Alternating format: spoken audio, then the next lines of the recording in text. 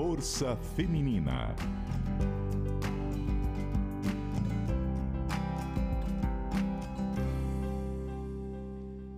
É a estreia do nosso quadro Força Feminina, a partir de agora, durante a semana, hoje, amanhã e na próxima semana, sempre nesse horário, 9 horas da manhã, em alusão ao mês da mulher, nós vamos entrevistar mulheres fortes que comandam e muito a nossa indústria em vários segmentos. Que bacana pontuar e ter essa ideia aqui para você, ouvinte da CBN, de trazer mulheres com essa força feminina, com esse brilho feminino. Vai me ajudar a fazer essa entrevista a Carol França, repórter da CBN Amazônia. Bom dia. Bom dia, Klaus. Então, como a gente conversou nos bastidores, né, o nosso objetivo com essa série de entrevistas é mostrar a potência da mulher.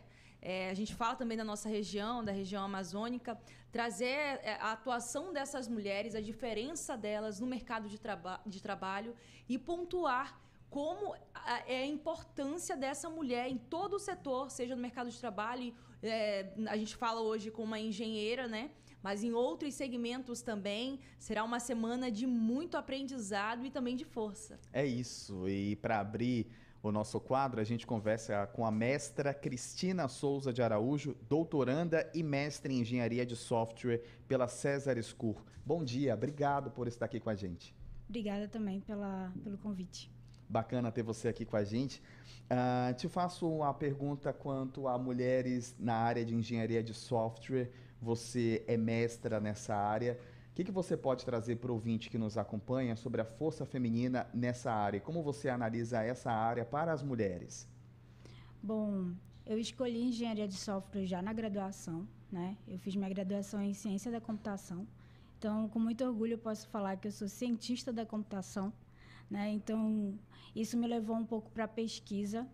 E ao pesquisar, eu descobri que a engenharia de software não era apenas modelar arquiteturas, né, e a gente conseguir fazer grandes aplicativos ou sistemas. Descobri que a gente poderia ir do início ao fim de um projeto. Aí vem toda a questão de gestão de projetos. Isso me encantou bastante desde a graduação. E aí eu já coloquei na minha cabeça que eu queria ser engenharia de software. Inclusive, eu tive a oportunidade de trabalhar com mineração de dados, né? Eu fui convidada, inclusive passei no mestrado para isso, mas o bichinho da engenharia queria me fisgar mesmo. E aí eu fui para engenharia de software, descobri no Brasil que a César School formam os melhores engenheiros de software. E aí eu queria saber por que todo mundo era os melhores lá e queria estar entre os melhores. Da minha turma de mestrado, eu era a única mulher. Então, isso me dá muito orgulho, né? Porque depois foram mais outras mulheres de outras áreas também se interessar por engenharia de software. E você avaliando esse cenário, né, aqui no Amazonas, como que você analisa esse mercado de trabalho no Amazonas? Onde você trabalha? Existem outras mulheres também? Existe esse espaço? Existe o espaço, mas ainda somos poucas, né? Nós gostaríamos de ser maioria, né? Então, por exemplo, hoje no laboratório onde eu trabalho, são poucas meninas. Então, a gente tem em torno de 5% ou 10% do laboratório de um grupo maior de homens. Então, a engenharia ainda é muito dominada pelo público masculino, né? E isso é um dado estatístico, né? Depois de 1980, a gente caiu, né? Agora que a gente está começando a crescer novamente. Mas nós éramos 70% antes disso. Hoje a gente está em torno de 15%. Então, isso aconteceu por conta dos computadores, né? Então, depois que os pais começaram a dar presentes para os filhos, que homens ganhavam videogames e meninas ganhavam bonecas, então meio que o computador, a gente podia jogar no computador, então veio mais para os meninos, né? Então, as engenharias foram perdendo espaço para a gente. Então, isso é um pouco revoltante, porque nós éramos a maioria, inclusive éramos chamados de computadores, né? Tá naquele filme que a gente tem Estrelas Além do Tempo, né? Que fala sobre isso. E hoje a gente é minoria. Então, é triste um pouco esse cenário, mas a gente não pode desistir. Eu acho que pode não acontecer na nossa época, eu acho que a gente não vai ver um grupo maior de mulheres na área da computação ainda. Eu não vou chegar a ver, mas eu vou continuar, Pavimentar para o não trabalho. desistir, para essa nova geração que eu tenho esperança, que vai fazer muita diferença. As mulheres estão chegando mais fortes ainda e a gente vai ter muito mais mulheres na computação. Bacana, Carol. Eu lembro que fiz análise de sistema na UEA, na Universidade do Estado do Amazonas. Fiquei 2 anos lá, não aguentei, porque não era para mim. Desisti, fiquei em cálculo 1 3 vezes, juro para ti. Álgebra linear, repeti também, não era para mim. Mas é muito bacana ter você aqui, doutora, porque na minha sala tinham de um grupo de 40, 6 mulheres. 6 mulheres. É isso aí. E eu fico muito feliz em ver que dessas 6 mulheres são 2 amigas minhas, as 2 formadas na área e atuam na área. Uma é a Lucilene Leitão, a outra é a Carol Bastos, 2 gigantes da área também que estão trabalhando, graças a Deus. Mas essa realidade, quando a gente traz... Eu acho o Amazonas, ele destoa mais do restante do Brasil, menos do restante do Brasil, quando a gente fala de cargos femininos, ou tudo é muito igual? Tudo é muito igual. A gente tenta fugir, mas tudo é muito igual. É inacreditável, né? Como tudo isso acontece, né? E principalmente como os professores também, né? Porque eu, na minha época, eu não tive nenhuma professora mulher. Isso eu tô falando de 2015. Exatamente. E as poucas mulheres que eu tive como representatividade, eu conto no dedo, assim. Porque a gente tem maioria são homens, né? E na graduação a gente sofre muito preconceito com o gênero. Apesar de sermos poucas, a gente pensa assim, poxa, a gente vai... Pô, eu sou a única mulher, vai ser super bem tratada, todo mundo vai curtir o que eu estou fazendo, vai me impulsionar. Não, é muito pelo contrário. Parece que querem te expulsar. E se a gente não for muito forte ali para continuar, a gente desiste fácil.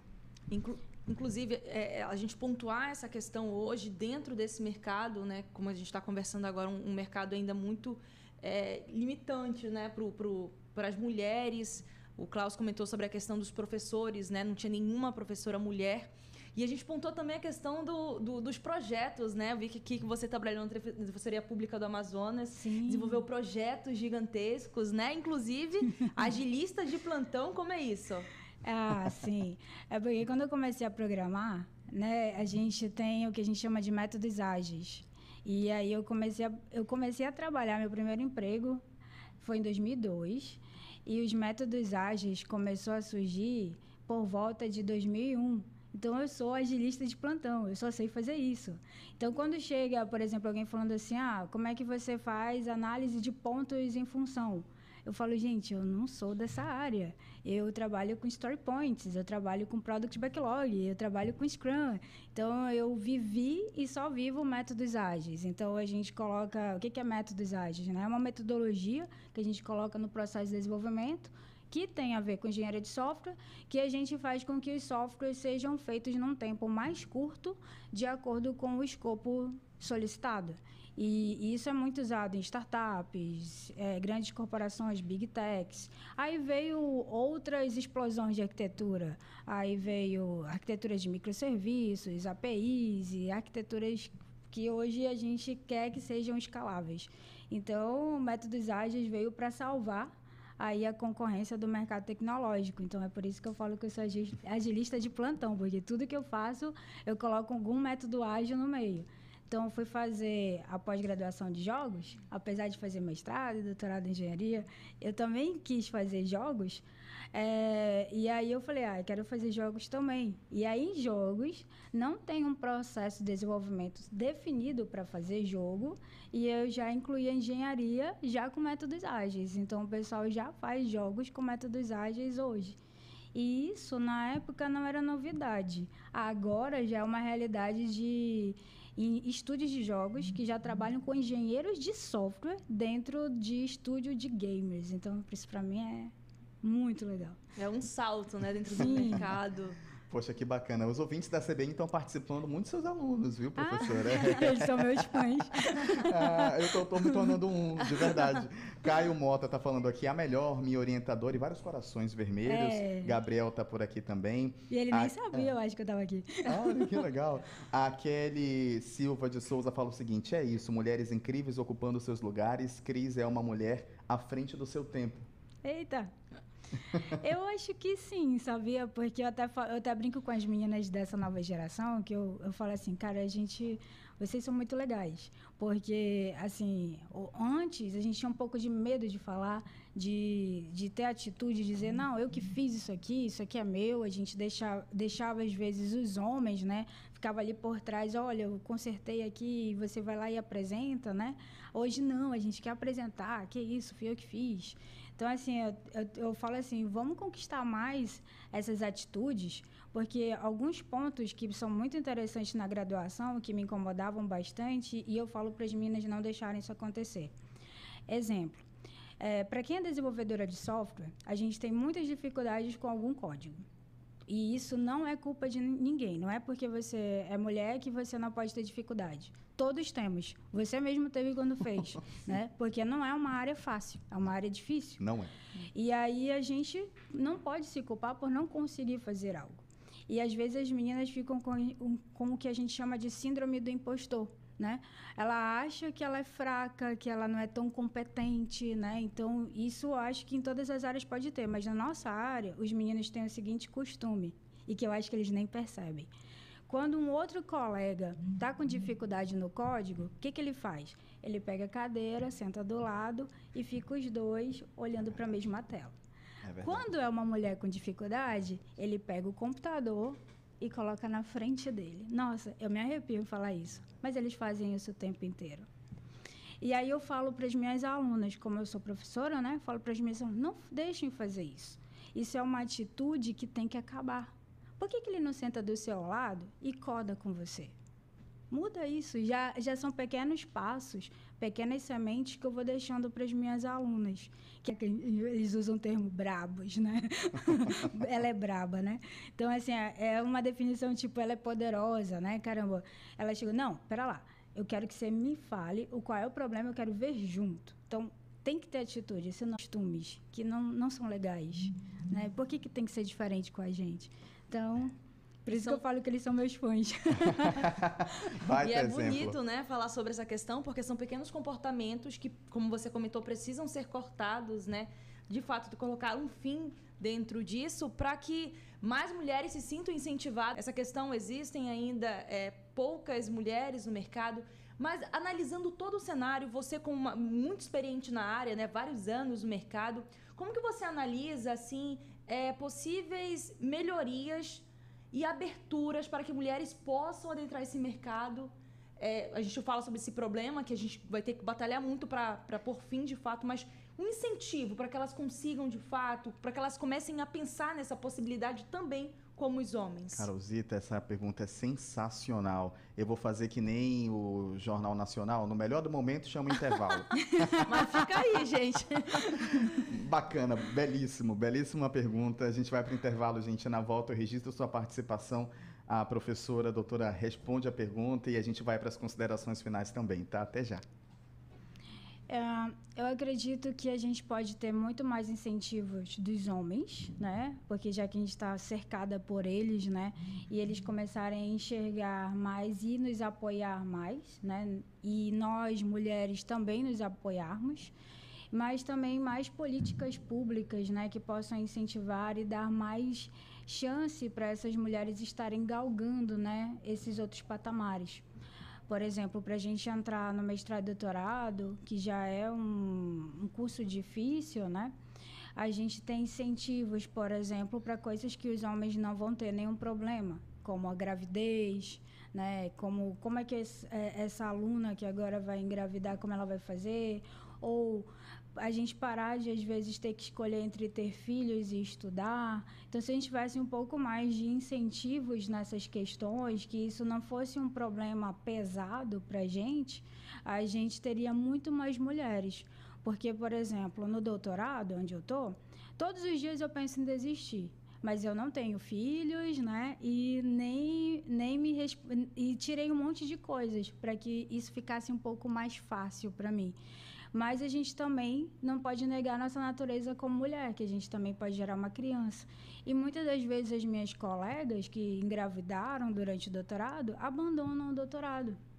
E ela não vai chegar a ser uma doutora.